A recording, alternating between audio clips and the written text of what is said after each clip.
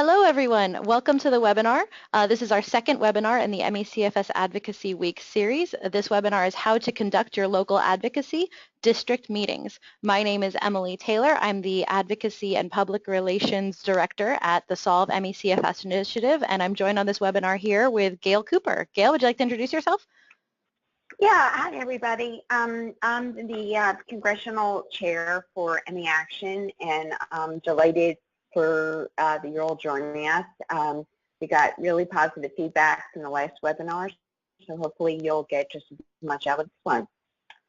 Wonderful. Wonderful. Thank you. Thank you. So we'll just go ahead and dive right in. So just a reminder that the CFS Advocacy Week is actually 2 weeks. It's a district week and a Washington, D.C. week. So this meeting will cover folks who are doing their local district meetings with their members of Congress. So local district meetings will be taking place from Monday, May 8th to Thursday, May 11th. That's our time period for District Advocacy Week. If you are interested in setting up your district meetings, please see our first webinar in which we cover how to request a meeting and how to proceed with that process in preparing for your meeting. Today we're going to cover what happens during your meeting.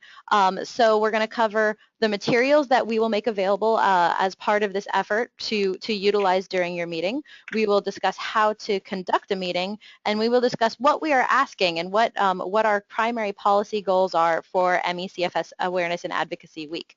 If you missed any information from the first webinar on this how to schedule a meeting or how to tell your story, please see the link there on your slide, or you can go to the YouTube channels of either ME Action or youtube.com/solvecfs for the MECFS or Solve MECFS YouTube channel, and the first webinar in its entirety is available there.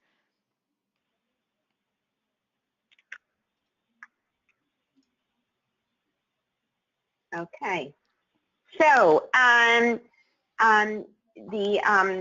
Solve has set up a website which is the link to which is at the bottom of this slide, and it will contain materials that you would take with you to your meetings. The first one is a one-page fact sheet about MECFS, or actually, Emily, now I think it may have morphed into 2 pages, but it has the basic information that you would want to refer to draw upon for the key facts to pass on. We also include a summary of the 2015 Institute of Medicine report. We include a flyer about the Capitol Hill briefing, so you'll be able to refer to that to encourage the district folks to have the DC people come. We don't have the social media language yet, but we'll be adding that to the website later on this week. I apologize for the delay, but that will be suggestions that you will be able to pass on to the offices for them to use to promote ME Awareness Day on May 12th. We've also included the April 6, 2017 letter signed by 30 House members with the proposed appropriations language for the FY18 budget. And there will probably be other things as well, so definitely keep checking the website right up to the time of your meeting to see if there's anything else that you may want to utilize. And that's it. Wonderful. Just one thing I would add, I see that the link kind of got cut off a little bit on the bottom there. My apologies. But if you're looking for that information, you can go to solvecfs.org, and under the Get Involved tab, the very first item under Get Involved is MECFS Advocacy Week, and that can bring you to the same page as well with all that information. Great. Okay, so now getting closer to the nitty-gritty. What should you be doing the day before? 1, call or email the staff to confirm the meeting. As firm as you may think it is, things often change or they forget, so this is really critical. If you have requested any kind of reasonable accommodation, confirm that arrangements for that have been set up. 3, make certainly, but bring several extra copies of the handouts that will be on the website. It's possible that more than one staffer might come to the meeting, and you want to make sure you have copies just in case. And finally, if you have business cards, bring them along. Congressional people really like to exchange business cards. And that's it for the day before prep, other than, of course, practicing the presentation, but we will be going over that next. Absolutely. Thank you, Gail. So here's a quick review of the best practices for how to prepare for your meeting. As we discussed in the first webinar, one of the key elements and one of the most powerful weapons in your arsenal as an advocate is your story. So think about how you will tell your story. Definitely encourage you to practice your story. And if you haven't had an opportunity to yet, definitely check out the first webinar where we go into depth, and we'll be covering a little bit of that information again here today about why and how to prepare and to present your story in a way that will be effective and will link in and communicate what we're trying to accomplish through your experience. Number 2, prepare to be brief. Generally, meetings, even on the district level, which you have a little bit more time than you normally would have in a DC meeting, but a district meeting is still about 20 minutes, 25 minutes. Sometimes you'll find someone who's really engaged and maybe you'll get a half an hour, but you should really prepare to be very brief, and your story should be kind of the elevator pitch version of your whole experience. Number 3, do your research. This is definitely something that we've provided a lot of resources for you. So there's a couple key facts that the staffers will likely ask you. For example, things like how many people with ME/CFS are there in your district. Again, we have those resources available, which breaks down how many jobs NIH creates. It breaks down the economic cost of ME/CFS in your district. So if you haven't already in the first webinar, and we'll have that link again here in this presentation, go to the ME Action Prepared document that kind of breaks all of these different numbers down district by district, and go ahead and find your district and get that information and have it kind of on a note card next to you. That'll be very valuable information for those staffers. Number 4, review your leave behinds. So as Gail pointed out, we have a lot of information and materials that are going to be available on the website for you to utilize. Please feel free to download, print, share. Any of those items on there are there for you to use. And you should take a look at them before your meeting so you're kind of familiar with the information you're presenting and know what you have. So if a question comes up and they ask, oh, well, how many people worldwide have this disease, you'll know exactly which material you have with you that has that information, and you can point to it quickly just to get familiar with what you're carrying with you. Another key area, kind of in the parentheses there, don't forget your contact info and their contact info. That's really important. So most of the materials do have some sort of follow-up information on there, but if they don't, make sure to, you can either add that, or again, as Gail pointed out with the business cards, make sure you have some way to get in touch with these people after the meeting. Number 5, definitely check your, oh, sorry, Gail, you want to jump in there? Oh, I was just going to say, there is a lot of information in the materials that we gave you, but it obviously doesn't cover everything. So don't be concerned at all if you can't answer a question. Just tell the staff you'll go back to them and get in touch with us, and we will provide the information either to you or to them. That's an excellent point. Definitely, it's okay to say I don't know, and again, that's why that contact information is so important, so that we can follow up with these individuals after the meeting itself. So moving on to number 5, check your facts. If you're going to say something in the meeting, make sure that it's documented. The last thing we need to do is lose any credibility by having facts that aren't verified. So if you're going to present a particular piece of information, just double check it before you do. And number 6, probably most important, practice your presentation. We know that these can be, sometimes nerve-wracking situations. Public speaking can be a little nervous, and you've never met these people before. You don't know how they're going to react. So all of those things that might unnerve you you'll feel so much more comfortable if you practice. And so definitely, it sounds like sometimes the actor is practicing in front of the mirrors, but I highly recommend it just to feel comfortable with the information and so that you know what you want to say and how you want to say it before you go into the presentation itself. So here's just an easy print-at-home guide that we've prepared for you with kind of the key facts of ME/CFS. Most of these are taken from the Institute of Medicine report, but all of these are verified by one research or another. So, so please feel free to utilize these. We're just going to leave this up on the screen for a moment, and we might come back to it, but this is for your take-home version. You can print this out before your meeting just to have with you. This is also, let me just add, this is also drawn from the one-pager that is on the website that you will actually be giving to the congressional staff This is just a somewhat more bulleted version of it. Yes, and you'll have this information in that form too. Thank you, Gail. So then I'm just going to touch quickly. This is a little bit of a review for the folks who were in the last webinar, but here's a couple best practices during your meeting. This is things that I've recommended just on the many meetings that I've taken, both on the district and the DC level. So the first one is always take notes. I find that especially as the adrenaline is pumping, you know, there's little details that I forget. So I try to take notes on key items as they come up and just little shorthand so that I can go back and fill it out later with my memory of the conversation.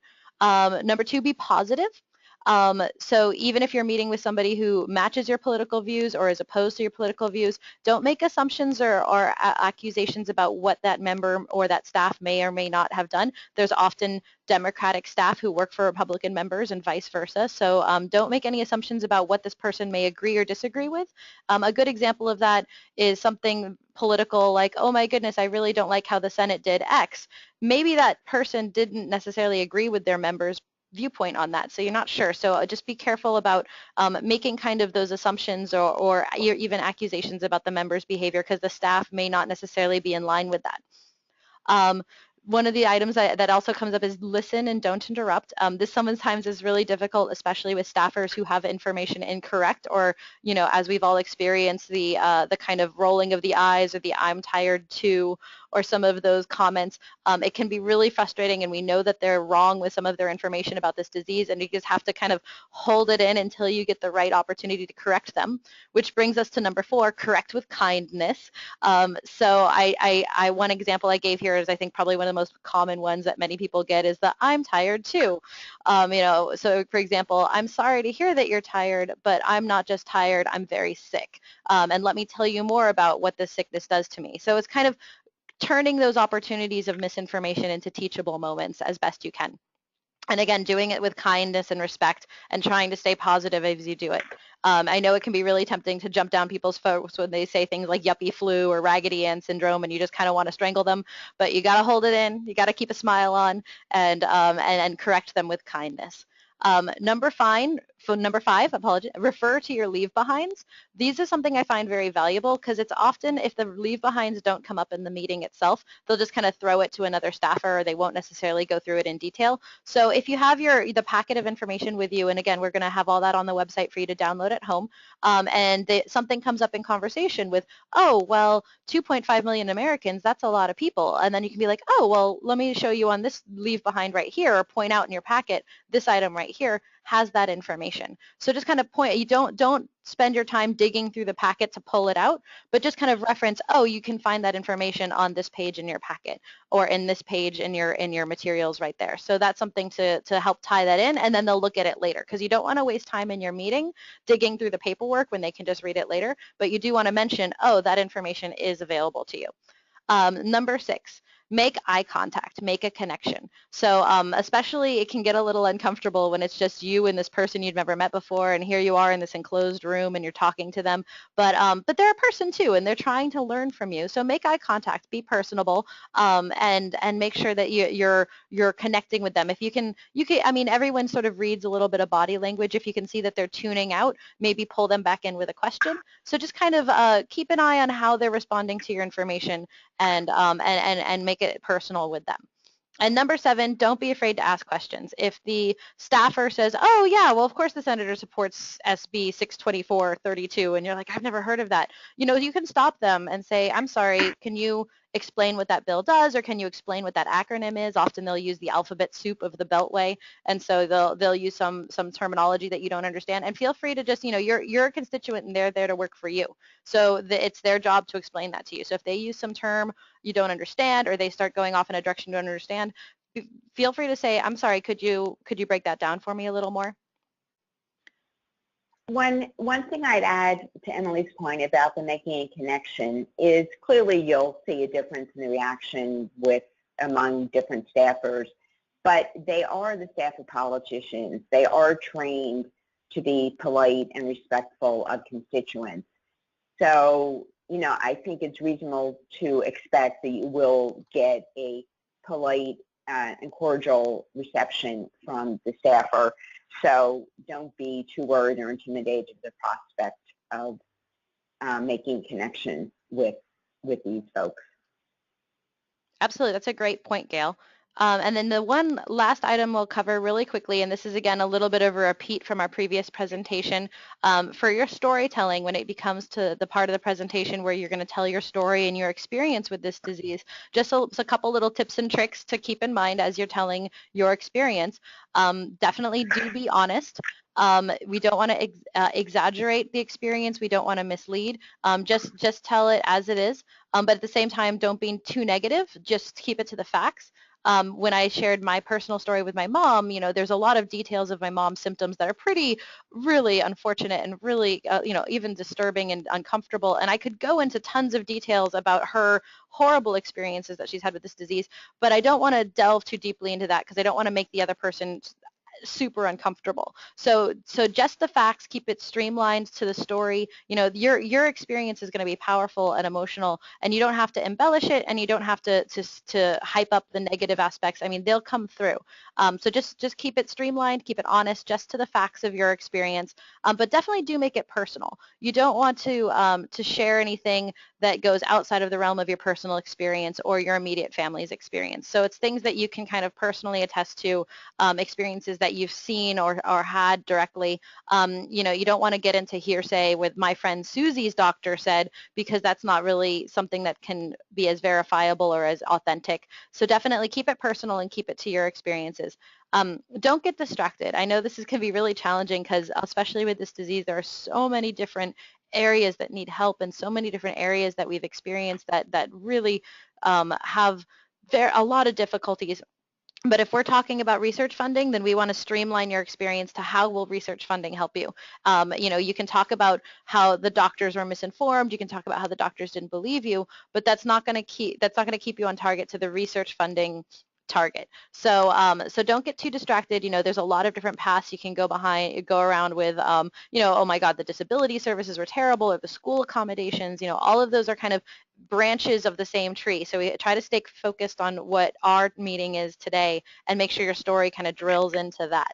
And then again, don't make accusations or assumptions. So, again, the staffers often don't have the same political affiliation as their members, or perhaps they have a different viewpoint.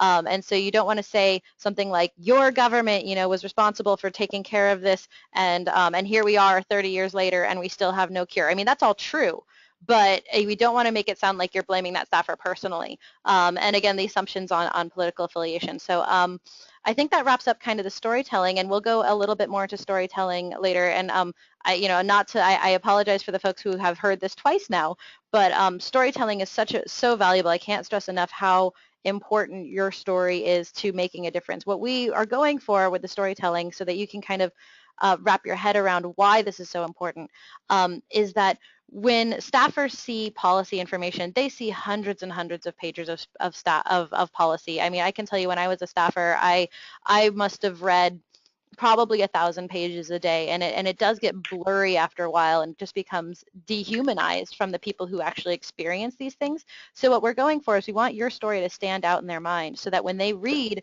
whatever policy comes across their desk at MECFS, they don't just see, oh, MECFS, another policy issue, let me go dig that up in my book. They remember your story, and they remember, oh, that was Mary, or that was Susie, or that was Joe.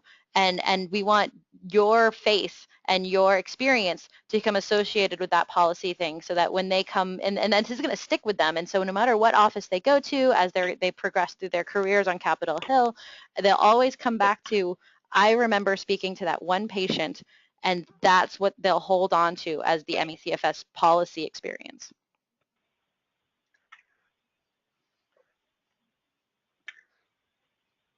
Okay, so the meeting itself.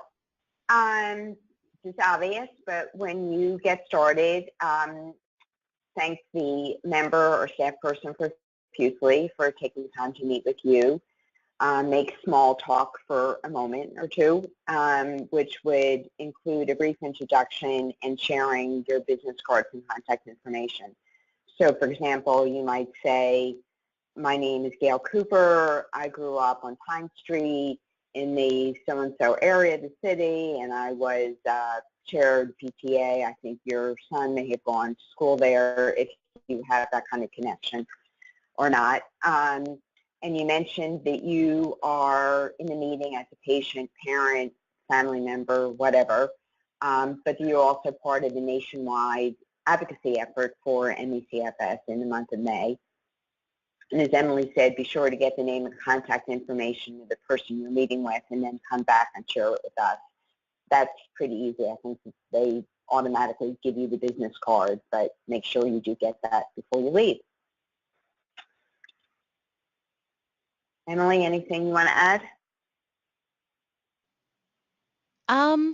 No, that actually covers it pretty well. I think the only thing I would add is if the next step of getting that contact information is, of course, sharing it with us, and also please share your notes with us. So any observations you may have made about the meeting, you know, oh, I think they're really interested in immunosenescence or whatever particular thing seemed to get that staffer excited.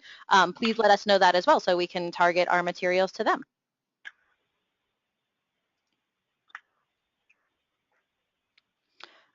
Excellent. So continuing on with the meeting itself, a great kind of icebreaker after you do the introductions in the early part is ask the person, are you familiar with ME/CFS, or do you know anybody with ME/CFS? It's a great way to kind of gauge how little or how much this person is aware of the disease. So if they say, I have no idea what you're talking about, I've never heard of this before, then this is a really great teachable moment. So you can share kind of the big picture items of the disease, and we can go back to the fact sheet where you can kind of list off some of the key figures that really are eye-catching about ME/CFS, or you can use this to talk about one of the other areas of, well, you wouldn't believe it, but this was actually, you know, it was thought to be a psychological condition, and that's not true, you know, or we have all of this research and so little funding, and, you know, something like that, you know, however you want to emphasize that, but it's a great opportunity to kind of give them more information.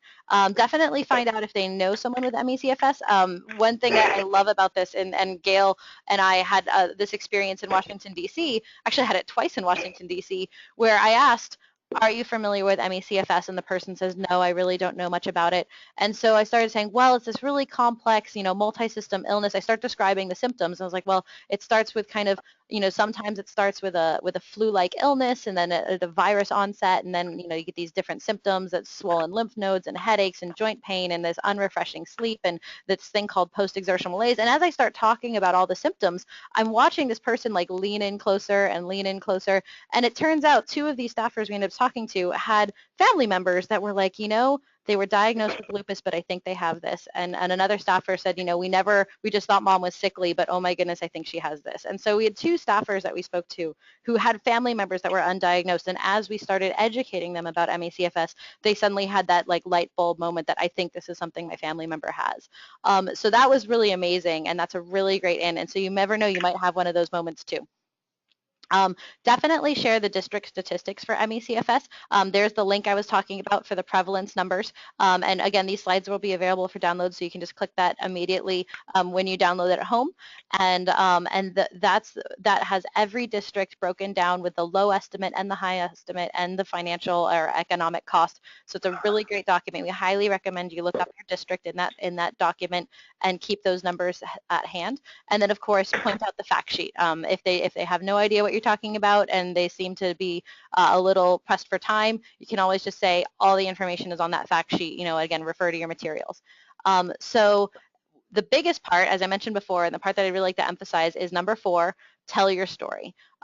This is another 5 minutes, and it's probably about 3 minutes of you telling your story directly, and then about 2 minutes for conversation and questions. So Gail actually has a sample story that she's going to share to kind of demonstrate how effective this can be. So I'm going to turn it over to Gail for her sample storytelling.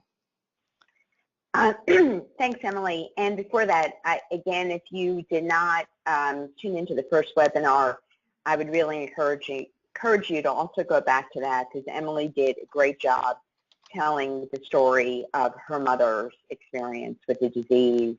So this way you'll get 2 different perspectives. This actually is not my story. I did a composite story somewhat based on another friend. So I just wanted to put that disclaimer on. So here's the story. I remember it was New Year's Eve when I fell ill with a flu-like illness. Still sick a month later, to my amazement, I was diagnosed with my third case of mono in my life. I never returned to normal. Plagued with flu-like symptoms that wouldn't go away, and test results that showed nothing was wrong except for the mono, I was told both by a neurologist and rheumatologist that my symptoms were due to depression. Fortunately, and this was really rare for the time 20 years ago, my internist already knew me well and thought that I definitely was not depressed. She came to the conclusion that I had ME/CFS. Again, that was unusual that long ago. I was so lucky to be validated back then. Many of the patients I've come to know have seen dozens of doctors to no avail. But on the bad news side, my internist said there was absolutely nothing she could do to help me, which, needless to say, was quite upsetting. Prior to my becoming ill, I was a special ed teacher, I was an avid hiker, and I was looking forward to traveling overseas because my kids were now in college. Instead of doing that, I needed to take a 4-month medical leave from teaching, after which I did improve enough to work part-time for several years. But I did use all my energy for work. My husband had to do everything else. Then several years later, the bottom fell out and I couldn't work at all. I was then 50 years old. I was primarily housebound and I spent much of my day in bed. I could do a little walking and, if I was lucky, mild yoga. But then my fatigue and pain worsened and new symptoms surfaced, like my heart racing at any movement and severe GI problems.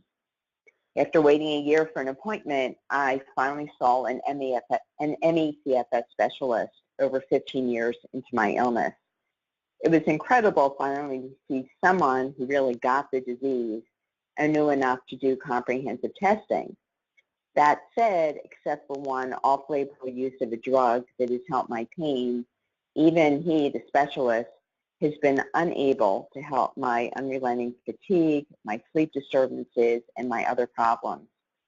And no surprise, the specialist is not within my health network, and I've had to fight every step of the way to have the test and drug costs covered. Now, on my best days, I can engage in mild activity for 2 or 3 hours several times a day. Many other days, I'm in bed all day, except for the certainty that I'll be in bed any day that I ever do it. I can never predict how I will feel. I no longer plan anything. I can't bear canceling engagements and disappointing people and myself. What have I lost? Oh my God, living my life, contributing to the world, earning money, participating in my church, and the impact on my family. In addition to whatever I feel, there has been so much burden placed on my husband and my adult children to do things for me and instead of me. I can't even count the number of family events I've missed, like missing my mother-in-law's 100th birthday party, my grandkids' soccer games, friends' weddings.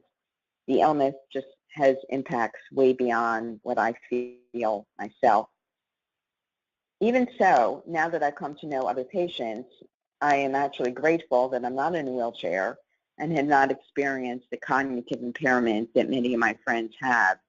And I actually received a diagnosis and now see a specialist. Hard to believe that my experience is more positive than most. At the same time, I can't believe that I've had this disease for 20 years and virtually nothing has changed. There's still no diagnostic test, no known cause, no FDA-approved treatment. And that's why it is so critical that the NIH and CDC devote more resources and attention to ME/CFS, and why it's really important to improve the availability of skilled clinical care. Things really need to change dramatically. Thank you very much for listening. Beautiful, Gail, beautiful. Thank you so much. That's it. Yeah, that's a solid presentation, and just to point out some of the great things about it in terms of telling your story. You know, you were emotional and told your story, and the pain managed to come across and the horror of this experience, but it wasn't super negative, and it didn't kind of turn people off. You drew people in with the experience that this person had, and it was really great because you pointed out, you know, that this experience, there are people who have it worse, and yet this is a common experience, which I thought was really positive. And also tying it back into the call for action and help was great. So thank you so much for sharing that with everybody. Thank you. No problem. All right, so we're going to keep going. So that's a good example of how to tell your story. And again, if you have any questions on how to tell your story, you can see our previous webinar, or you can always email us and ask us questions. And so the final item is the asks. This is the part I find people get a little nervous about, but Gail's going to walk you through what our specific asks are for this action, and how this is going to be effective for our efforts moving forward. Okay. The first one is next Friday is ME International Awareness Day. So we'd like you to ask the representative to post something in support on social media. As I mentioned before, we don't have the sample language yet, regrettably, but we will have that on the website by the end of the week, just in time. Secondly, there is a flyer about the Capitol Hill briefing in your packet.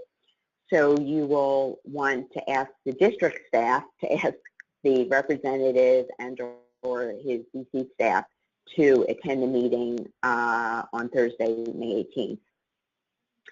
Next ask is really critical. I think you all probably have heard and are heartened by the news that the budget for this year is about to be approved by Congress, and it includes a $2 billion increase in funding for NIH.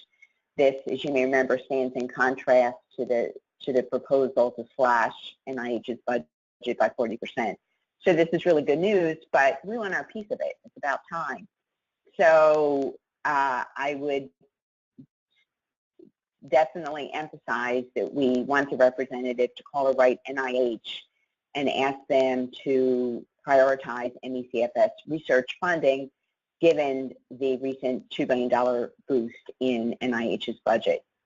And then if you still have the energy, definitely mention FY18 in terms of the importance of maintaining the level of funding for NIH and CDC.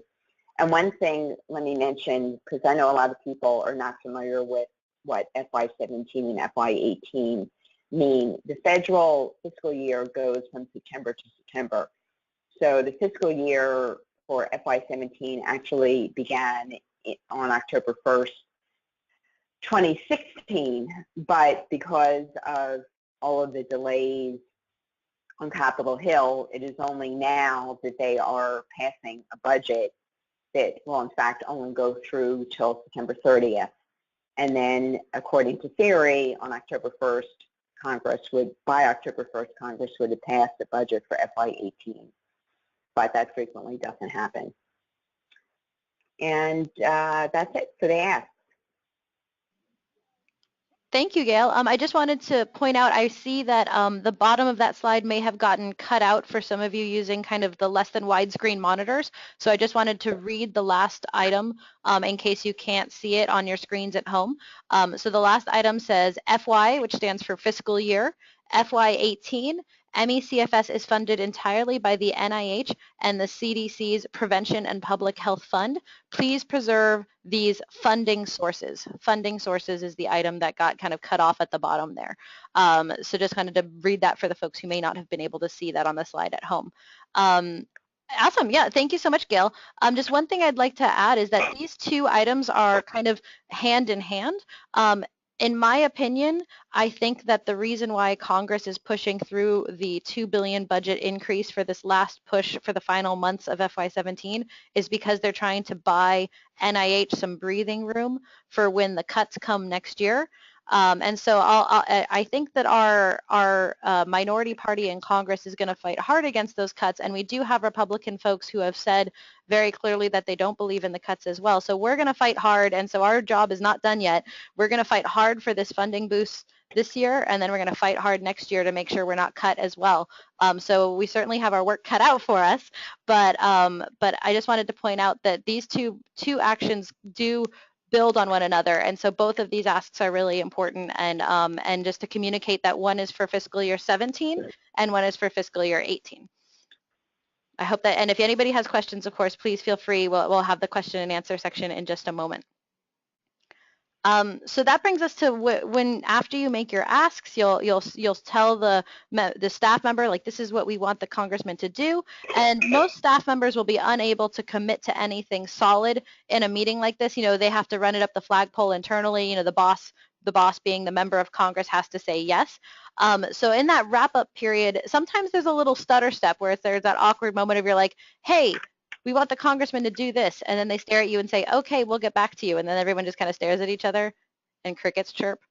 So for the next steps, just to help you out a little bit with that, always take notes to the response you get to the asks. Generally, it's going to be something like, oh, we'll consider that. But sometimes they'll be like, oh, we've already made public statements to that effect. You know, absolutely, we'll do that. So take notes about however the person you're speaking with responds to your asks, and each ask specifically too. And I know that can be a little challenging, but try to take each ask. We have 4 different asks, 2 very easy, kind of low, like just kind of social media type action asks, and 2 larger, more policy asks. So take notes on each one and try to get a firm commitment if you can. And when I say firm commitment, I don't mean that the staffer is going to say absolutely the Congress member is going to vote yes, because they probably won't say that.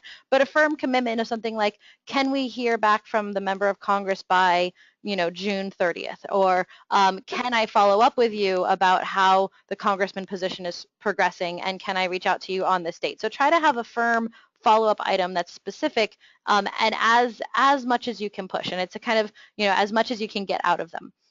If the staffer says something, they most likely will say something like, I need to talk to my boss.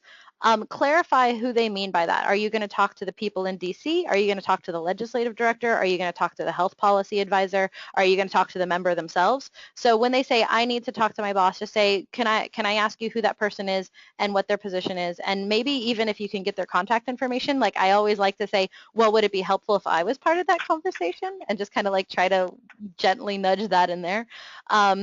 Ask if you can keep in touch and send additional info. That's something they're almost always going to say yes to. But it's always good to double check. Sometimes they'll just say, you know what, I'm taking this meeting for somebody else. This actually isn't my subject area, so you should send it to them instead. And that's really helpful to try and navigate the internal quagmire that is a congressional office.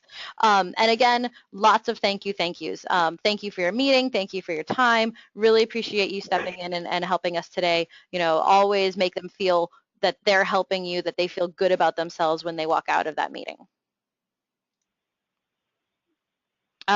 So one other item, so after the meeting, a follow-up. Really the key to strong advocacy is a good meeting with really good follow-up that brings you another good meeting. It's kind of like a big cycle, and I describe that cycle in my 6 tips and tricks for successful congressional advocacy, which is a webinar that's also available on the Solve MECFS Initiative YouTube channel. But follow-up is the key to making the cycle continue again. So the first step to following up after your meeting is to email congress@meaction.net, which is our kind of team organizing, to let us know how your meeting went, share your notes if you have them, let us know who we should follow up with, share the contact information of who you met with, so that our team can get all of that information so we know where our good leads are, where we have potential, and where we're wasting our time. That's really important because, as you know, we have limited resources, and so there's only so much we can do, and we have to be very strategic and targeted about how we emphasize our push and our follow-ups. And this information about how your meeting went is vital for us to do our bigger, you know, a nationwide strategy. definitely send a thank you email, kind of like when you're doing a job interview, you send a thank you follow-up, just thanking them for their time. Definitely thank them or call them, email them, the person that you individually met with to say thank you. And then if you have follow-up questions or if they had questions that you didn't have answer to, that's the good time to send that additional information. So if they said, oh, I was really curious about, how this compares. For example, we got a question how this compares to people with MS in our district. And, that's information we don't have at the moment, but you can go back home, do a little Google, look it up, send it back to them, or you can just email us and we'll do the research for you and send you the information, and then you reconnect with them and said, here's that information that you wanted. That's a really good opportunity. And of course, thank you for your time. Then send a reminder the following week for the briefing. So the way our schedule is working is that we should be having these congressional meetings next week from the 8th to the 11th. Of course, the 12th, Friday, May 12th, is International ME/CFS Awareness Day, and our briefing is the following Thursday. So sometime the following Monday, Tuesday, or Wednesday, that would be the 15th, 16th, or 17th, definitely, send a little follow-up email and just say, hey, it was really great meeting with you. Did you send that reminder about the briefing to the DC staff, or will someone from your DC staff be joining us at the briefing on Thursday, the 18th? Just a little nudge just to keep it on the radar. Sometimes their inboxes get very full and items sort of tumble down the ladder. Just kind of bump it back up to the top there of their inbox, make sure they're paying attention. And that's a really great strategy. So that's the end of our presentation. I see we had a couple questions. I was trying to answer them as we go, but we have, let's see, what time is it?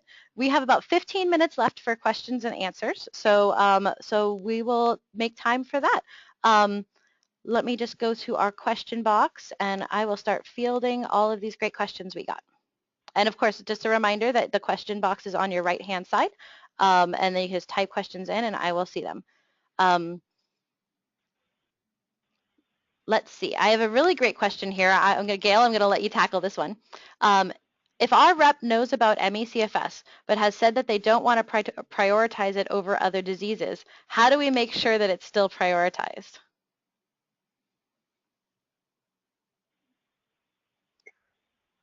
All right, say that again. The representative is aware of it but doesn't want to prioritize it over other diseases? Yes, the Klobuchar problem. Yeah. I can field this one if that's okay with you. Yeah, well, I think maybe we both can. So okay. It sounds like you have an immediate response, and then I'll add to it.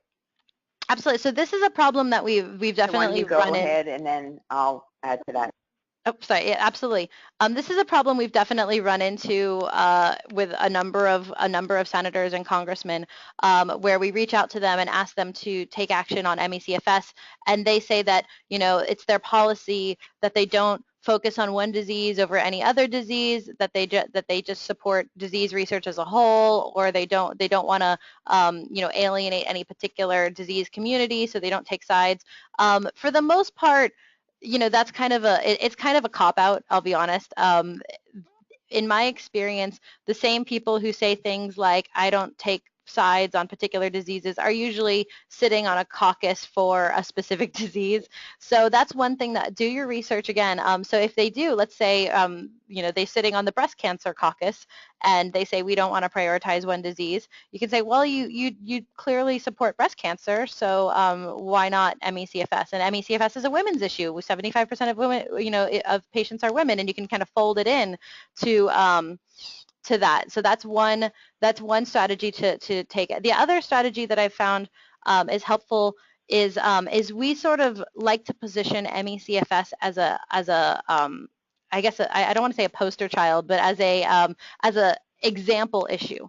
And so say we are not the only disease in this particular conundrum. We're too big to get rare disease support, and we're too small to have a big enough point of investment or big enough disease population to make it valuable for pharmaceutical companies to invest.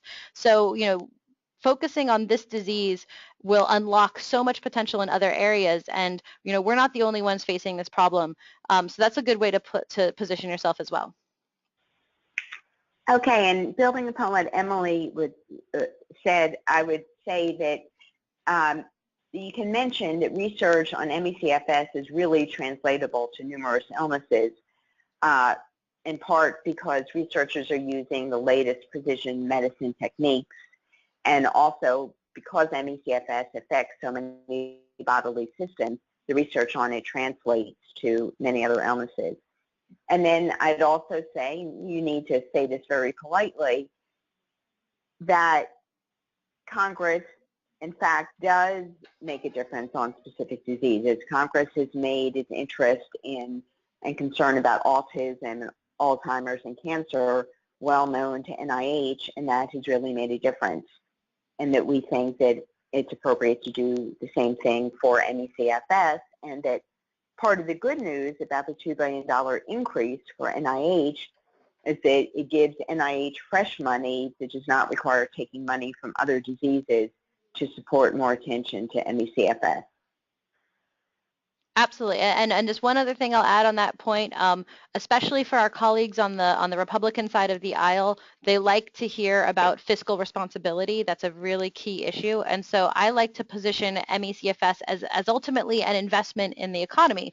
Right now, this disease is costing between $17 billion and $24 billion out of the U.S. economy. If we invest just a couple million, we can potentially solve that, and you're not going to get a better investment than that, in returning that lost income to the U.S. economy. So it's ultimately investing in the economic future of the United States. And that's a good framework to put it in as well. So there's a lot of different ways, as they say in the Beltway, you can pitch or spin this issue to make it valuable and to address those kind of cop-outs that a lot of offices will throw at you. All right, next question. Oh, wow, keep them coming. I see a lot of them here. Will you be able to email this presentation to attendees? Yes, we can do that. We can do the PowerPoint slides as a PDF, as well as the recording of link to the YouTube channels where the recording is available for viewing online.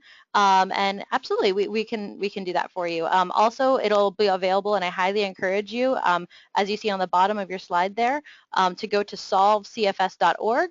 And then on the right-hand side, you'll see the Get Involved little tab, and under Get Involved, the very first item under Get Involved is ME/CFS Advocacy Week. Apology for the typo there. It's ME/CFS Advocacy Week.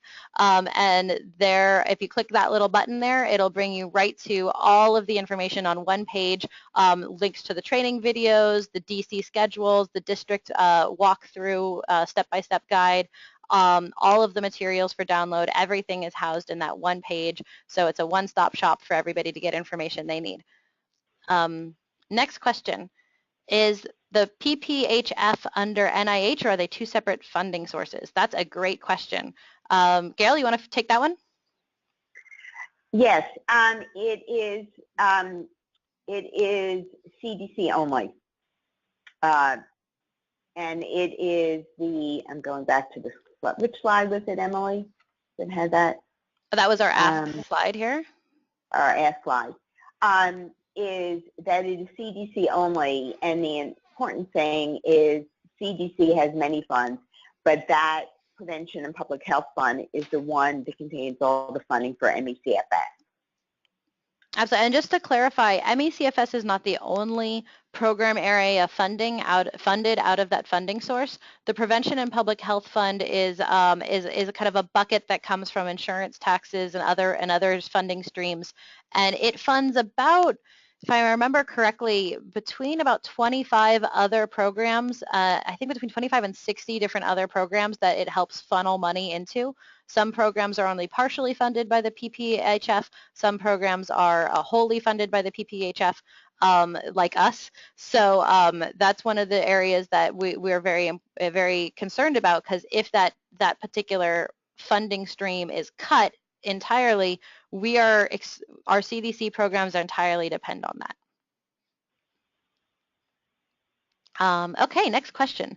Will this webinar be available later for those who are not taking part in lobbying? Absolutely. It'll be available on YouTube and also on the ME/CFS Advocacy Week information page. So you can find it both of those areas, both on the ME Action YouTube page or on the Solve ME/CFS YouTube channel. Let's see, next question. Can you briefly explain the objective of the May 25th briefing? It's the May 18th briefing. So our briefing's on May 18th. The May 18th briefing and the specific ways in which our district level meetings asks will support that objective. That's a great question. I can tackle that, or Gail, would you like to tackle that? The purpose, the briefing consists of 3 elements. Jan Breyer from ME Action will be talking about her personal experience and hopefully showing some brief clips from Unrest. And then actually, Emily, it probably does make sense for you to discuss in more detail since it's Carol and Zai here who will be doing the presentation. No so problem. Let me turn it back to you. Happy to do so. So the briefing, it will be held on the afternoon of Thursday, May 18th, and it is a sponsored Capitol Hill briefing. And what makes that unique is that it's on Capitol Hill, it's during working hours, and it's sponsored by a member of Congress. So that adds a certain level of legitimacy, and it's specifically tailored to members of Congress and their staff. So Capitol Hill briefings are generally a little bit like mini college lectures, I guess is a good way to describe it. They usually consist of a small panel with a presentation with handouts, and so it's an opportunity to educate members of Congress. And that's why briefings are so valuable, especially if they're sponsored on Capitol Hill. They're during the work days, and they're usually during lunch hours. Those are the most successful briefing. And so the staff take their lunch hour to go to an educational opportunity to learn more about a specific item. And of course, our item is ME/CFS. So the reason why it's so important for the district level meeting asks to support that objective is because it's to make sure everybody in the office is aware of that information is available, and to make sure that the staffers send a representative to the briefing to get that information. So generally, and I can say this having been in an office, one member of the staff will get assigned a briefing, and they'll only get assigned a briefing if the member of Congress or the legislative director determines that that briefing has valuable information that the staff needs to know. So, otherwise time is very precious, and they're not going to send, somebody to that briefing to waste their time when they could be working in the office doing other things. So part of this is to make sure and we're kind of working from both angles, from the top down, from the DC down, and from the district office level up. And it's a very easy ask for someone to do, to get that legislative director to say go to a briefing, or to even have the member themselves go to the briefing. That would be the best possible option, just to make sure that the staff has that information. And once the staff attends a briefing, or a member of the staff attends that briefing, that member of staff kind of becomes a bit of the point person on that issue, and then their job is to disseminate that information. And every office is a little bit different, but the office that I worked in, we had meetings every Friday where all the different folks who were assigned to a briefing during the week, and there are many briefings, so there would be probably 3 to 4 different people who would come back from briefings with the materials, would then during our weekly staff meeting say, I went to this briefing and here's what I learned, and here's why it's important for the work that we're doing. So it's to get that information into the ears and minds, and most importantly the hearts of the folks that we're working with on Capitol Hill and in the districts as well. So I hope that answers your question. Emily, Emily, that was really helpful. I think I misunderstood the question about the content of the briefing. So you might want to just review generally what the briefing is going to cover as well. Oh, okay, sure. The briefing, unfortunately, we're starting the briefing from the understanding that these people know nothing about ME/CFS. So it is kind of like an ME/CFS 101 tutorial.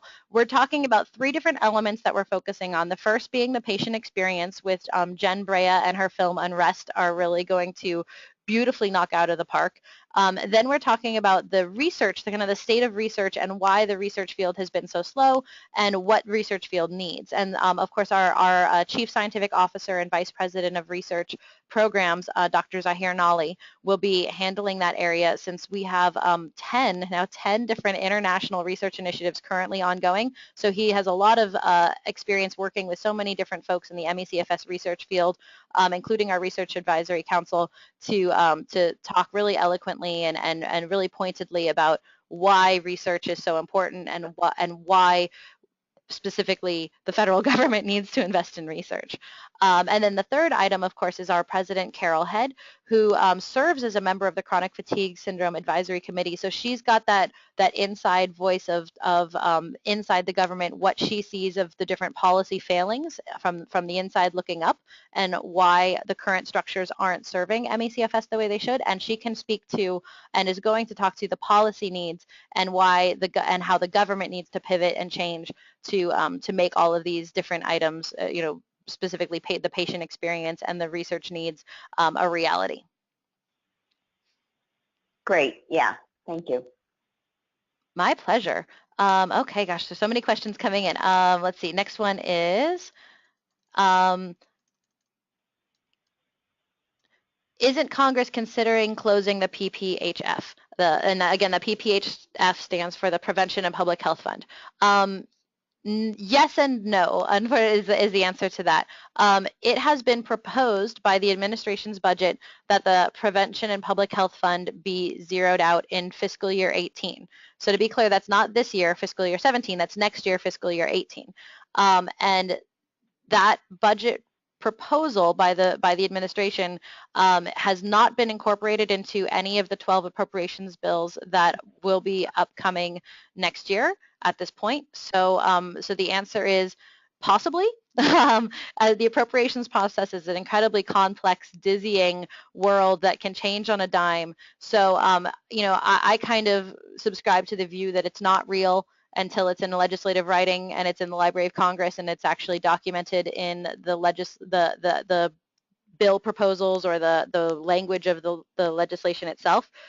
So there's 12 different appropriations bills that are currently being considered, one for each committee, and it hasn't been incorporated in any of those yet, but again, it's been proposed in the administration budget, which is supposed to be kind of the skeleton structure of those appropriations bills. So that's sort of a long-winded answer. I apologize for you, but the answer is we'll see, and it depends on which bill that conversation does happen and in which committee it does take place in. All right, next question. Absolutely. Okay, so this is a great question. Just wanted to give a shout out to the briefing, which will be on May 18th, will be sponsored by the very wonderful Senator Markey, who has been really a champion for this cause, and kind of a shout out as well to Rivka, who I think is on with us today, who was responsible for getting Senator Markey mobilized and engaged on this issue. So shout outs both to Senator Markey for being our briefing sponsor and to Rivka for securing him as our briefing sponsor. Absolutely. All right. Oh my goodness, those questions are just coming in. They're kind of popping up as I go.